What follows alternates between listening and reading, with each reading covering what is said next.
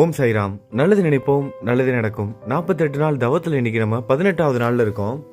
சுவாமி அவர்கள் நேத்தி என்ன சொல்லிட்டு போனார், அதாவது அமரபுரத்திலிருந்து கந்தர்வபுரத்திற்கு போயிட்டாரு. ஆனால் அவர் போகும்போது கூட அவரோட பாதுகையை பிரதிஷ்டை செய்தார். அது மட்டும் இல்லாமல் அன்னபூர்ணி சிலையையும் பிரதிஷ்டை செய்ததுக்கப்புறம் அங்கே இருக்கிற தேவதைகள்கிட்ட சொல்லிட்டு போனார், யாரெல்லாம் இங்கே இந்த பாதுகைகளை பூஜை செய்கிறாங்களோ, அது மட்டும் இல்லாமல் இந்த அத்தி மரத்தை 7 முறை நீரால் அபிஷேகம், அந்த அத்தி மரத்துக்கு தண்ணி ஊற்றுறது தான் அதை சொல்கிறாங்க. அந்த பஞ்சநதி தீர்த்தத்தில் நீராடி 7 முறை அத்தி மரத்தை சுற்றி வரவங்களுக்கு எந்த குறையும் இருக்காது, எப்பேற்பட்ட பிரார்த்தனையும் நிறைவேறும் அப்படிங்கிற ஒரு வாக்கு கொடுத்துட்டு தான், அதுவும் தேவதைகள்கிட்ட ஒரு வாக்கு கொடுத்துட்டு போகிறாரு. தேவதைகளுக்கும் சொல்லிட்டு போகிறாரு, இங்கே யாரெல்லாம் வராங்களோ அவங்க எல்லாருக்கும் நல்லது செய்யுங்கன்னு சொல்லிட்டு தான் கந்தர்வபுரத்துக்கு போகிறாரு. இதை கேட்ட நாமதாரகன் கேட்குறாரு சித்தமுனிவர்கிட்ட, சரி சுவாமி சொன்ன மாதிரி ஏதாவது நடந்துச்சா, அந்த இடத்துல வந்த பக்தர்களுக்கு சுவாமி எந்த மாதிரிலாம் அருள் புரிந்தார் அதெல்லாம் சொல்லுங்கள், நான் கேட்கணுன்னு ஆவலாக இருக்கேன்னு நாமதாரகன் கேட்டோன்னே சித்தமுனிவரும் சந்தோஷத்தோட ஒரு கதையை சொல்கிறாரு. நிறைய பேர் பலன் அடைஞ்சிருக்காங்க, ஒருத்தங்களா 2 பேரா, எண்ணற்ற பக்தர்கள், பக்தியோடு வந்தவங்க, இக்கட்டான நிலையில் இருந்தவங்க, வாழ்க்கையில் விளிம்பு நிலையில் இருந்தவங்களுக்கு கூட சாமி அருள் புரிஞ்சிருக்காரு. யாரெல்லாம் சாமி சொன்ன மாதிரி அந்த தீர்த்தத்தில் நீராடி அத்தி மரத்தை 7 முறை சுற்றி வந்தாங்களோ அவங்க எல்லாருக்கும் நல்லது நடந்திருக்கு அப்படிங்கிறதெல்லாம் சொல்லிட்டு ஒரு உதாரணத்துக்கு ஒரே ஒரு சம்பவத்தை மட்டும், ஒரே ஒரு கதையை மட்டும் சொல்கிறாரு. அந்த அமரபுரம் பக்கத்திலேயே சிரோலா அப்படிங்கிற ஒரு கிராமம் இருக்குது. அங்கே ஒரு பிராமணர் இருக்கார். அவரோட மனைவியும் ரொம்ப நல்ல குணம் படைத்தவங்க, பதிவிரதை, ஒரு பத்தினி பெண், ரொம்ப நல்லவங்க. அப்படி இருந்தும் கூட அவங்களுக்கு குழந்தைகளே இல்லை. 5 குழந்தைகள் பிறந்தாங்க, அதுவும் பசங்க. 5 ஆண் பிள்ளைகள் பிறந்தும் கூட ஒரு குழந்தை கூட உயிரோடு இல்லை, எல்லா குழந்தையும் இறந்து போயிடுச்சு. அதனால் அவங்க எல்லா கடவுளையும் வணங்குறாங்க, என்னென்னமோ பூஜையெல்லாம் செய்கிறாங்க, எப்படியோ விரதம்லாம் இருக்கிறாங்க. ஆனால் எந்த ஒரு பலனும் இல்லை. மனமுடைஞ்சு அவங்க ஒரு ஜோதிடரை பார்த்து, எதனால் இந்த மாதிரிலாம் நடக்குது, நான் அப்படி என்ன பாவம் செய்தேன் அப்படின்னு அந்த ஜோதிடரை போய் ஒரு புகழ்பெற்ற ஒரு ஜோதிடரை போய் பார்க்குறாங்க. அந்த ஜோதிடரும் அவங்க என்ன சொல்கிறாரு அப்படின்னா, நீங்கள் முன் ஜென்மத்தில் நிறைய பாவம் செய்திருக்கீங்க, அந்த பாவத்தினால தான் இந்த பிறவியில் இந்த மாதிரியான நீங்கள் கஷ்டத்தை அனுபவிக்கிறீங்க. யார் ஒருவர் பெண்களின் கர்ப்பத்தை அளிக்கிறார்களோ, பசுக்களை குதிரைகளை துன்புறுத்துவார்களோ, மற்றவர்களின் பணத்தை திருடுவார்களோ, அல்லது கடனாக பெற்று திருப்பி தராமல் இருந்தாலும் அவர்கள் அடுத்த பிறவியில் குழந்தை பேறு பெறமாட்டார்கள். அப்படி குழந்தைகள் பிறந்தாலும் இறந்து விடுவார்கள் அப்படிங்கிறத அந்த ஜோதிடர் சொல்லிட்டு, இவங்க இந்த பெண்மணி போன ஜென்மத்தில் செய்த அந்த ஒரு தவறை சொல்கிறாரு. போன ஜென்மத்தில் இந்த பெண்மணி ஒரு பிராமணரிடமிருந்து 100 ரூபாய் கடனாக வாங்கியிருக்காங்க. கடனாக வாங்கினதுக்கப்புறம் அவங்க திருப்பி கொடுக்கவே இல்லை. அதுக்கப்புறம் இவங்க பணம் கையில் இருந்தும் கூட அந்த கடன் கொடுத்தவர் பல முறை கேட்டும் பணம் கொடுக்கவே இல்லை. அவருக்கு ரொம்ப கஷ்டம் அந்த டைமில். ஆனால் இந்த பெண்மணிக்கிட்ட பணம் இருக்குது, அப்படி இருந்தும் கூட பணம் கொடுக்காம ஏமாத்திடுறாங்க. அவருக்கு பண கஷ்டம் தாங்க முடியல. ஒரு கட்டத்தில் மனமுடைந்து அந்த கடன் கொடுத்தவர் தற்கொலை செய்து இறந்து போயிட்டார். அந்த பாவத்தால் தான் உனக்கு குழந்தைகள் பிறக்காமல் இருக்குது. அது மட்டும் இல்லாமல் அந்த இறந்து போனார்ல, அவருக்கு ஈம சடங்குகள் செய்வதற்கு கூட யாருமே இல்லையா, சொந்தக்காரங்க யாருமே இல்லையா, பசங்க குழந்தைங்கன்னு யாருமே இல்லாததுனால ஈம சடங்குகள் கூட அவருக்கு செய்யலையா. அதனால அந்த ஜோதிடர் என்ன சொல்கிறாரு, அவருக்கு நீனே ஈம சடங்குகள் செய்யணும், நீங்கள் தான் ஈம சடங்குகள் செய்யணும். அதே மாதிரி தான் அந்த தற்கொலை செய்து கொண்டார்ல, அவரோட கோத்திரத்திலேயே பிறந்த ஒரு பிராமணருக்கு 100 ரூபாயை நீங்கள் தானமாக அது கொடுக்கணும். அது மட்டும் இல்லாமல் 1 மாத காலம் கிருஷ்ணா நதிக்கரையில் உள்ள பஞ்சகங்கா சங்கமத்தில் நீராடி விரதம்லாம் இருந்து 7 முறை அத்தி மரத்திற்கு அபிஷேகம் செய்து அதை சுற்றி பூஜை செய்து ஸ்ரீ குரு பாதுகைகளும் அங்கே இருக்குல்ல, அந்த பாதுகைகளுக்கு கூட நீங்கள் பூஜை மற்றும் அபிஷேகம் இதெல்லாம் செய்தீங்க அப்படின்னா ஸ்ரீ நரசிம்ம சரஸ்வதி சுவாமிகளின் அருளை பெற்று உன்னோட பாவங்கள்லாம் நீங்கிரும், நீண்ட ஆயுளுடைய மகன் பிறப்பான் அப்படிங்கிற ஒரு பரிகாரத்தை அந்த ஜோசியர் சொல்கிறாரு. அப்பொழுது அந்த பெண், ஐயா நான் மிக மிக ஏழை, இந்த ஜென்மத்தில் அவங்க ரொம்ப ஏழையாக இருக்காங்க, இந்த பிறவியில் என்னிடத்தில் தானம் செய்வதற்கு பணம் எதுவுமே இல்லை. ஆனால் நீங்கள் கூறியதை போல் 1 மாத காலம் அந்த புண்ணிய தலத்தில் ரொம்ப பக்தியோடு நான் சேவை செய்கிறேன். 1 மாத காலம் அங்கேயே தங்கியிருந்து அந்த பாதுகைகளுக்கு பூஜை செய்கிறது, அந்த இடத்த பராமரிக்கிறது, அத்தி மரத்தை 7 முறை சுற்றி வர்றது எல்லாம் நான் செய்கிறேன். 1 மாதம் அங்கேயே தங்கியிருந்து எந்த விரதம் வேணாலும் நான் இருக்கிறேன். ஆனால் நீங்கள் சொல்கிற மாதிரி என்னால் 100 ரூபாய் வந்து தானமாக கொடுக்குற அளவுக்கு என்கிட்ட பணம் இல்லை அப்படின்னு சொல்கிறாங்க.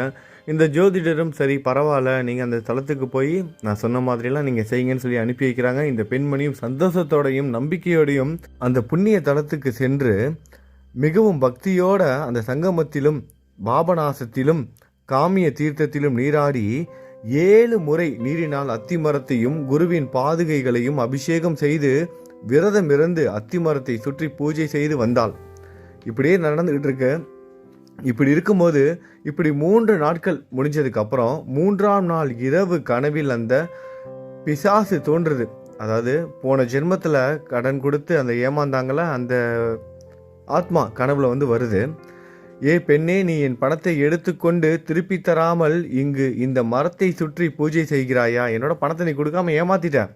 அது ஏமாத்தினது மட்டும் இல்லாமல் இப்போ நீங்கள் வந்து பூஜை செஞ்சுக்கிட்டு இருக்க. என் பணத்தை திருப்பி கொடு, இல்லாவிட்டால் உன் வம்சத்தை நாசமாக்கி விடுவேன் அப்படிங்கிற அந்த ஆத்மா, அந்த சாந்தமடையாத ஆத்மா பிசாசா வந்து கனவுல வந்து மிரட்டுது.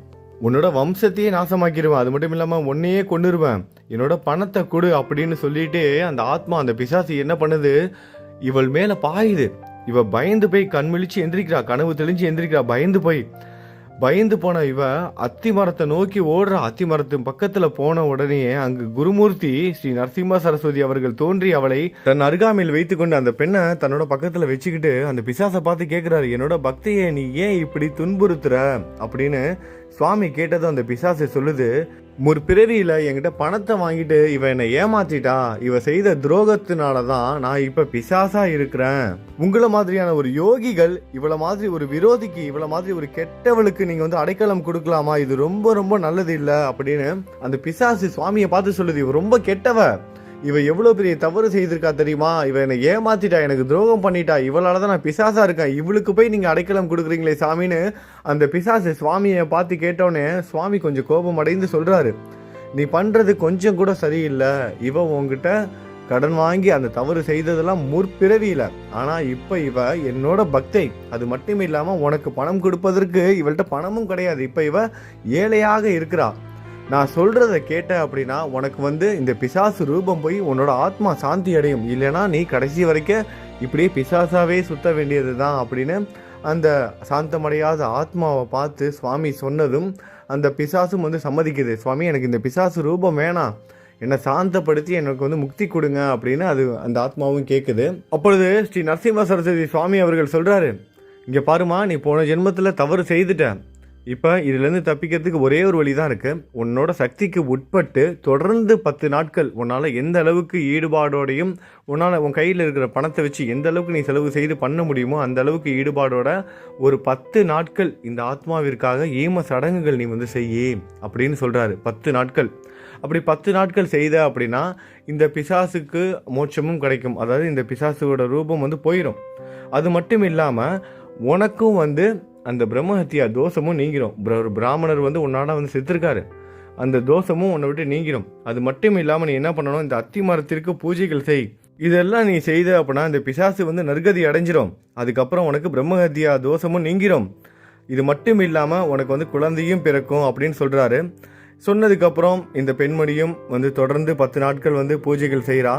இதெல்லாம் நடந்துகிட்டு இருக்கும்போது மீண்டும் ஒரு நாள் குருநாதர் கனவில் தோன்றி 2 தேங்காயை அவளுக்கு கொடுத்து, உன்னோட விரதம் வந்து பூர்த்தி ஆகிருச்சு, இந்த 2 தேங்காய்களை பூஜைக்கு உபயோகித்து அதை உண்ணுங்கள் அப்படின்னு கணவன் மனைவியை பார்த்து சொல்றாரு. கணவன் மனைவி 2 பேரும் அதை சாப்பிடுங்க, உன்னோட விரதம் வந்து பூர்த்தி ஆகிருச்சு அப்படின்னு சொல்லிட்டு 2 தேங்காயை கொடுத்து இதை வந்து பூஜைக்கு வந்து பயன்படுத்தி சாமியெல்லாம் கும்பிட்டதுக்கு அப்புறம் இந்த 2 தேங்காயை சாப்பிடுங்க, உங்களுக்கு குழந்தைகள் பிறப்பார்கள் என்று கூறி மறைந்து விட்டார்.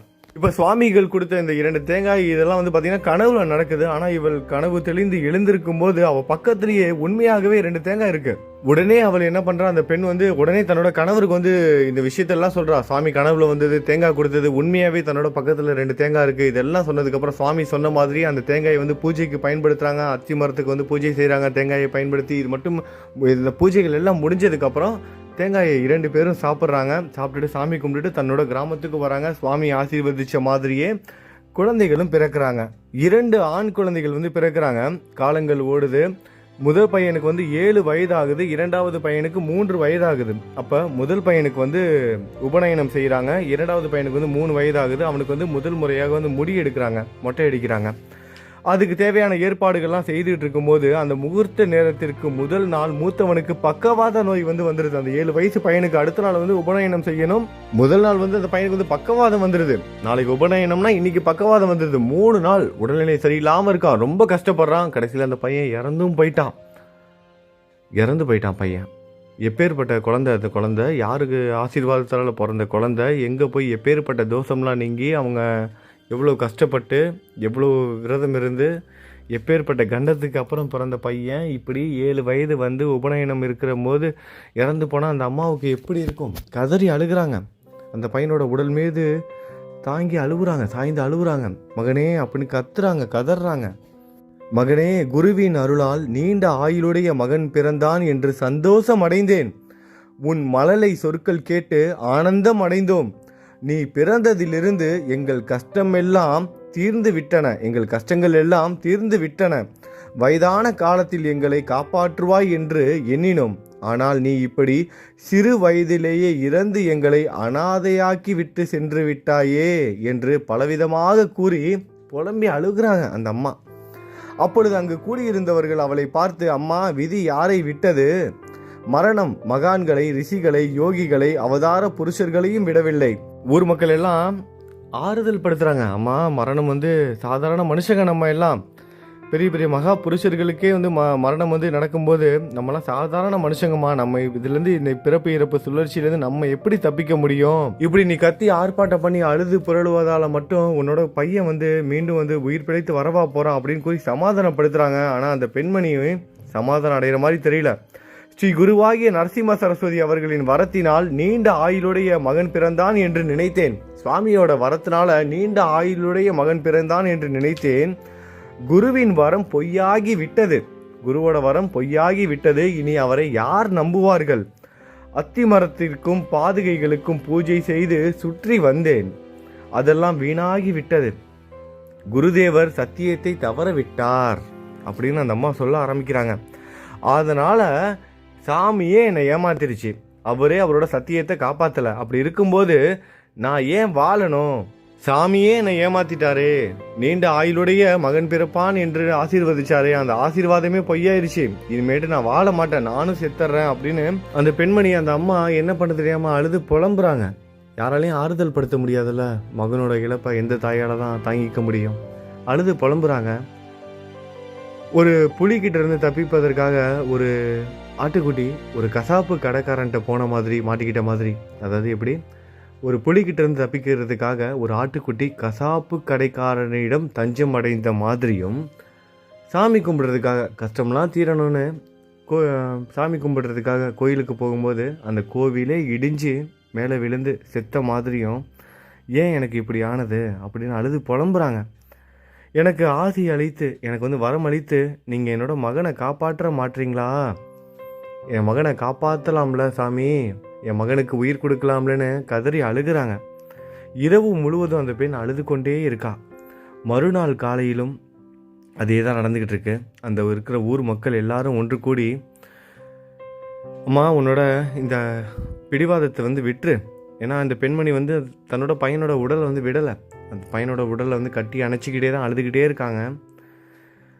எல்லாரும் ரொம்ப கேட்டுக்கிறாங்க, தயவுசெய்து உன்னோட பிடிவாதத்தை வந்து விட்டுருமா, ஏன்னா இந்த ஈம சடங்குகள்லாம் செஞ்சாகணும், இறுதி காரியம்லாம் செய்தாகணும். நாள் ஆயிடுச்சு, ஏன்னா அடுத்த நாளும் வந்துருச்சு. அடுத்த நாள் ஆகியும் வந்து அந்த பெண்மணி அழுதுகிட்டே இருக்கா. தன்னோட பையனோட அந்த குழந்தையோட உடலை வந்து கொடுக்க மாட்றா. என்னோட குழந்தைய நீங்கள் எரிக்க போகிறீங்கன்னா சொல்லுங்கள், நானும் சேர்ந்து அந்த அக்னியிலே எரிந்து விடுகிறேன் அப்படின்னு சொல்லி அழுகிறா. தன்னோட குழந்தைய மார்பில் அணைத்து கொண்டு தரமாட்டேன்னு அழுகிறா. யார் சமாதானப்படுத்தியும் சமாதானம் ஆகலை. அங்கே இருக்கிற ஊர் மக்களுக்கு என்ன பண்ணுறதுன்னு புரியலை. ஏன்னா வந்து அந்த சடங்குகள் செய்தாகணும். ஏன்னா குழந்தையோட உடல் இறந்து நாளாகிருச்சு, அடுத்த நாளும் ஆகிருச்சு. இறுதி காரியங்கள் செய்தாகணும். என்ன பண்ணுறதுன்னு தெரியல. எல்லாரும் வந்து எப்படியாவது இந்த பெண்ணோட மனசை மாற்றிட மாட்டோமான்னு என்னென்னமோ பேசி பார்க்குறாங்க. ஆனால் அவள் தன்னோட குழந்தையோட உடலை வந்து விடுறதா இல்லை. என்னோட குழந்தையோட உடலை நீங்கள் எரிக்கிறீங்கன்னா நானும் அதை சேர்ந்து எரியிறேன்னு பிடிவாதமாக இருக்கா. அந்த நேரத்தில் பிரம்மச்சாரி வேடத்தில் ஸ்ரீ குருவாகிய நரசிம்ம சரஸ்வதி அவர்கள் அங்கே வராரு, ஒரு பிரம்மச்சாரி வேடத்தில் அங்கே வராரு. வந்ததுக்கப்புறம் என்ன நடந்தது, அந்த பெண்ணோட மனதை மாற்றினாரா, இல்லை அந்த குழந்தைக்கு மீண்டும் உயிர் கொடுத்தாரா, என்ன நடந்தது அப்படிங்கிறத நம்ம நாளைக்கு பதிவில் பார்க்கலாம். நல்லது நினைப்போம், நல்லது நடக்கும். ஓம் சாய்ராம்.